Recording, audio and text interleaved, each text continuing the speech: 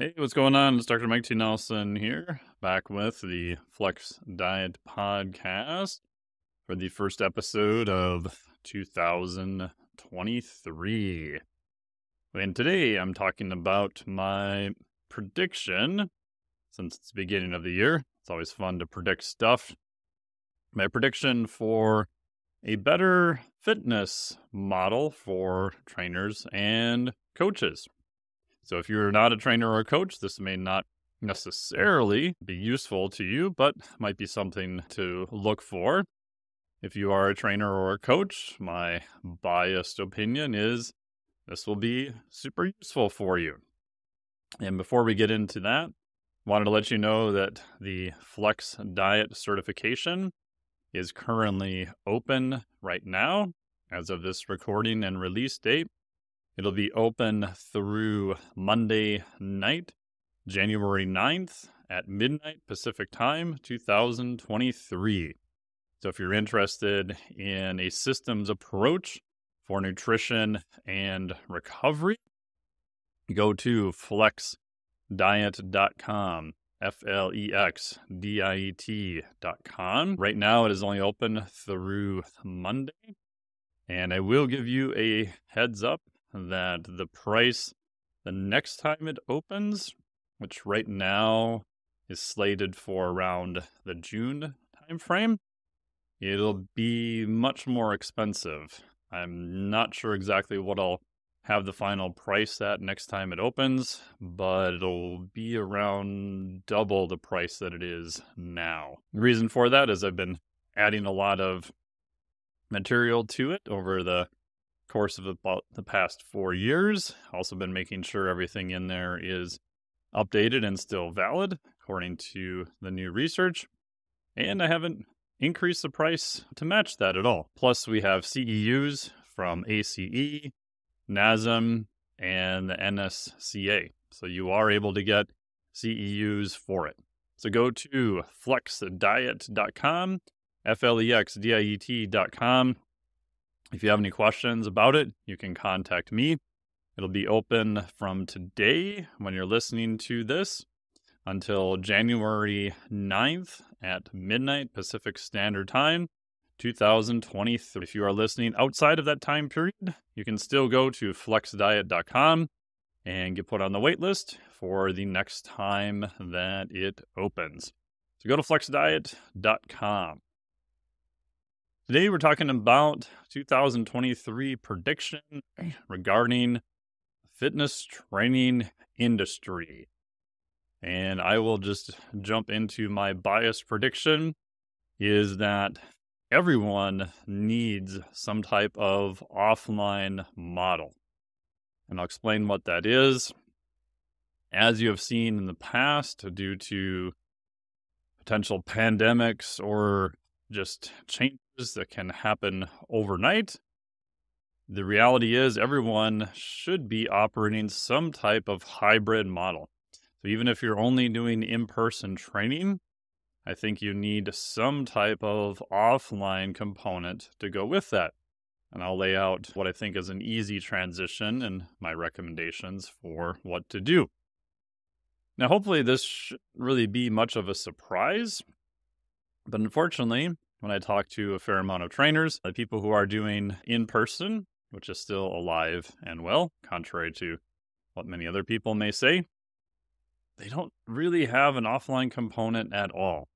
And the two main reasons I think this is going to be super useful is one, who knows what's going to happen in the future, and things may get shut down again, or it's just really hard to predict. So if you have things already in place, it's going to be an easy transition. You are going to be able to keep more clients. And if they can stay working with you, obviously they're going to get much closer to their goals. Because we assume you're doing good work. Otherwise, you probably wouldn't even bother listening to this podcast. So number one, you should have a hybrid approach already in place. Related to that, number two is, I think gone are the days of just talking to clients and counting reps and walking them through exercise. Yes, if you're an in-person trainer, that is still going to be the bulk of what you are doing. And of course, you need to do it very well, be personable, giving them the correct exercise, making sure they're doing the correct form. All of that is still very important, but I believe that is, at best, the absolute baseline, and that the future is going to be incorporating nutrition and recovery and other lifestyle components. Because as you already know, most people are training for performance and especially better body composition. They want to get leaner. And yes, exercise training is a big portion of that, but another huge portion of that is nutrition. And if clients don't have any skin in the game, yes, you may talk with them about nutrition when you're training, but the action on the other side just doesn't really happen all that much. So for me, step one to transition into a hybrid model that you can do very easily is to do nutrition recovery lifestyle work offline. So you would set people up by offline here away from the gym, and actually this would paradoxically be online. So maybe I should say do training and nutrition lifestyle online, not necessarily in the gym. So you would set this up with a check-in maybe once a week or twice a week, however you want to line that up with their boundaries. You would provide them nutrition, recovery, and lifestyle items. This could be related to sleep. You could get as fancy as measuring their stress with heart rate variability, but all of this would occur when you are not necessarily training with them in person. And yes, you would charge them for this service. Not only is it a way for you to make more income, which is great, clients need to have some skin in the game in order to be compliant. So a simple transition would be, let's say you're training Karen 3 days a week in person. You would continue to do that, and then you would add on, or at least give her the option to add nutrition, recovery, and lifestyle work for an additional fee. You would set up what that looks like.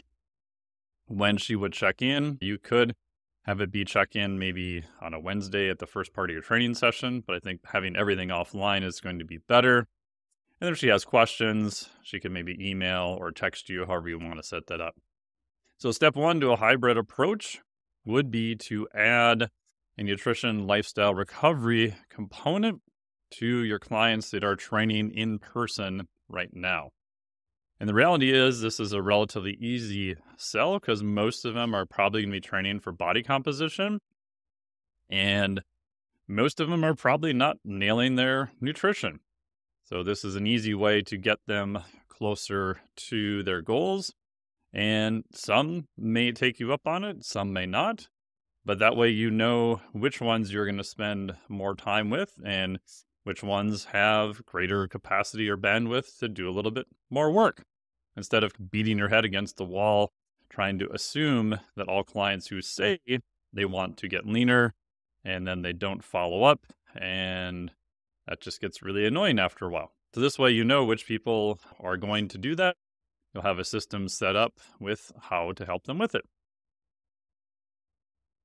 So number two would be, step two, if you're training people in person, would be to move everything else offline. This would be the program design.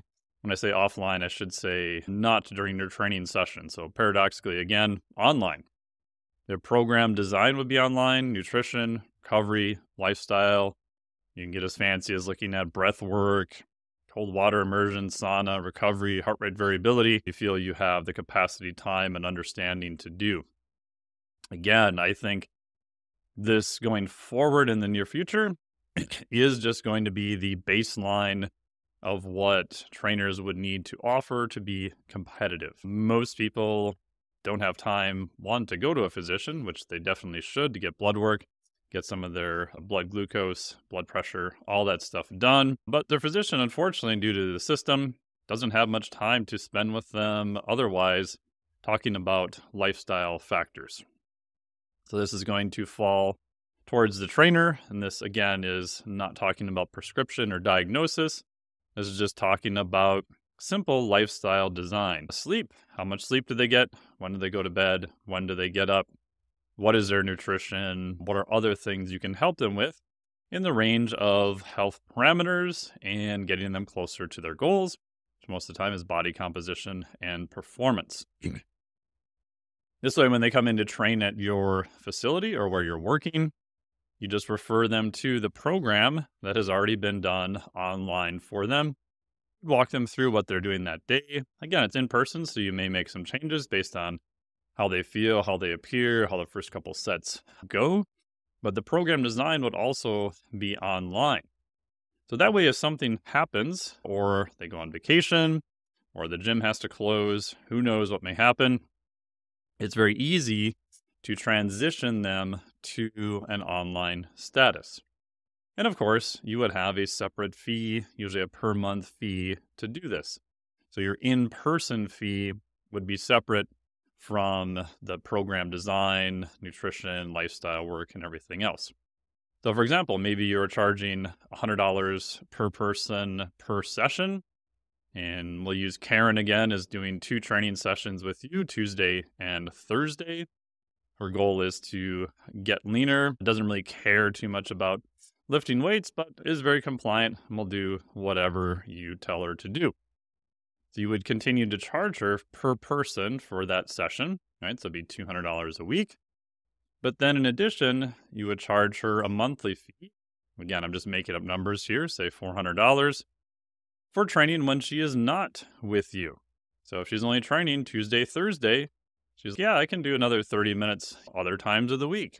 Maybe you'll have her do some simple cardiovascular stuff. Maybe she'll do one of those sessions as a body weight on her own. Maybe she has a rower or a bike or something she can do at home. There are definitely ways you can get the data online for that. And then you would include her nutrition work, recovery, lifestyle, heart rate variability if you want to get that advanced. But the point is that you would have a separate fee for all of the online features you are doing when you are not with her in person. That way, if she goes on vacation, or again, gyms get shut down, who knows what'll happen, she already has her plan in place. And while it may not be ideal, she may have some questions about some of the weight training exercise, it's going to be far superior than having nothing in place. Now, again, if you want to get crazy and do, Skype sessions with her, maybe on a Tuesday or Thursday, as a virtual in person, that is entirely up to you. For me personally, I would rather take a red hot poker and gouge out my left eyeball than do that. But again, that's me, and that's why I only work with clients online anymore. Although I do some in-person sessions here, but that's not that many and by invite only. So you're already set up for what you would need to do, and your transition is pretty easy because her Tuesday and Thursday sessions would already be programmed into whatever software you are using for your online management. The nice part then is that you have very little transition, and it is infinitely better for clients because they're going to know what is the plan, how do all the components fit together, and if something happens, they're already still invested in the model and they know what direction they should be going. So my prediction for 2023, again, this is already happening. Everybody should have some type of, I'll use the word online model that would occur when they are not with the client in person. Now, again, you can take all of this and flip it on its head and just very easily do this as 100% online. Again, the training component there can be a little bit tricky to transition, but all the same principles would apply. So step 1 would just be to transition and do their nutrition recovery lifestyle work online. Again, you would charge them an additional fee to do this. Your next question then is, what do I do for nutrition? Do I just give them some macros out of a random number generator and yell at them if they don't comply? I've done that in the past. It doesn't really work so well. And that is one of the reasons why I developed the Flex Diet certification, which is a more habit-based approach. Yes, you can do some macros within it, but most of it is a habit-based approach. There's 8 different interventions. And they are done in numerical order by the order that I think is going to be the most beneficial for everyone to start, or what I call progressive disclosure. So number one is going to be the intervention of protein. And so we've got an hour video that goes over all the technical aspects of dietary protein. Which amino acids do you need? How do you take amino acids and shove them into muscle tissue? Everything from muscle protein synthesis to mTOR to all the technical words, which explain what they actually mean in English. And then we've got an overarching video that uses the concepts of metabolic flexibility and flexible dieting to give you the background and the information about the system. So you've got a video that continues each week over the 8 interventions, so you'll understand all about metabolic flexibility and flexible dieting. And then for each one of the interventions, there's a technical video, which for all of them, except for the carbohydrate model, it's less than an hour. And then we've got 5 specific action items that you would implement with yourself or your clients. So that way you know exactly what they are supposed to do. And it is a complete system. So we explain to you how to pick which one of the 5 action items is going to be best for that particular client. The good part is that this gives you an entire system of how to do nutrition and recovery. And you can implement this online. So you do not necessarily need to be with the person as they are right in front of you. So this allows you to stay focused on the training sessions when they're there and help them with nutrition and recovery. So the 8 interventions that are covered are everything from protein to micronutrients, intermittent fasting, carbohydrates, fats, keto, sleep, exercise, and NEAT, non-exercise activity thermogenesis, i.e. walking around. So all those are covered. So that would cover all your bases for nutrition and recovery, and even includes, like I said, sleep and some other lifestyle components in there.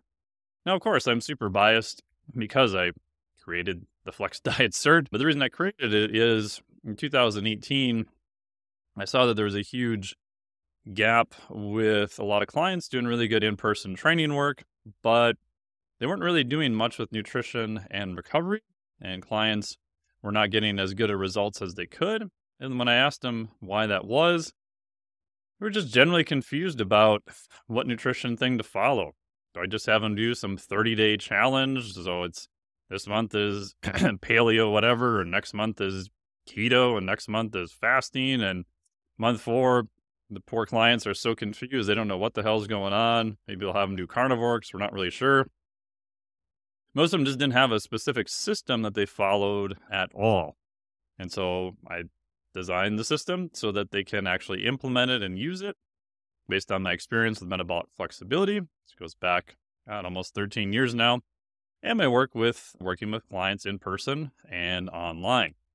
And as I mentioned, it's a very guided but yet flexible approach. The downside, I think, of doing a very systematic macro-based approach is that you're expecting clients to figure out how to do that right away. And most of the time, if they're new to doing a nutrition system, it can be a little bit much, and they probably don't need that level of detail quite yet. So again, we set it up in more of a progressive disclosure so that clients are doing the main items that they need to be working on first. So there you go. I think everyone should have some type of hybrid model, and you can take that as far in advanced as you want to go. So some of the things you could add on to it if you wanted, like I mentioned, heart rate variability. So HRV was part of my research for my PhD, as was metabolic flexibility. So I've been using heart rate variability on clients, coming up on almost 10 years now. I think it's super, super useful, especially if you're doing 100% online. I do think there is some use for it in person also. Again, I'm biased because I have a course on that, the HRV education course. And then, if you want to get really the items I cover in the physiologic flexibility certification, which will open in a couple months from now, that covers everything from cold water immersion, sauna, LSD, or long, slow distance training, or zone 2 aerobic work, high intensity interval work, breath work, advanced supplements, and so on. So the reason I designed those 3 main courses is that will cover everything that you can use in an online model, and you can add all of those to your existing in-person training also. So that way, if anything happens to the economy or the gym, or clients go on vacation or take time off, they are all ready to go. So if you have any questions on it, let me know. As I mentioned, the Flex Diet Cert is now open until midnight, January 9th, 2023. Just go to flexdiet.com for all the info, flexdiet.com. And as I mentioned, the price will be going up substantially next time it opens, which will probably be around June. I don't know what the final price will be, but it'll probably be close to around doubling of where it is now. So go to flexdiet.com. Thank you so much for listening to the podcast as always. Really appreciate it. We've got some great episodes already lined up for this year. We've got an episode with Dr. Escalante about the fate of professional bodybuilders. My friend Lori is going to talk all about fascia. Dr. Scott Forbes will be talking all about creatine and much more. So stay tuned for all those episodes and more. Thank you so much. Greatly appreciate it. Well, that's talent. An opera singer who tap dances and sings cowboy songs. I wonder if there's anything she isn't good at. Yes? Choosing what show to be on.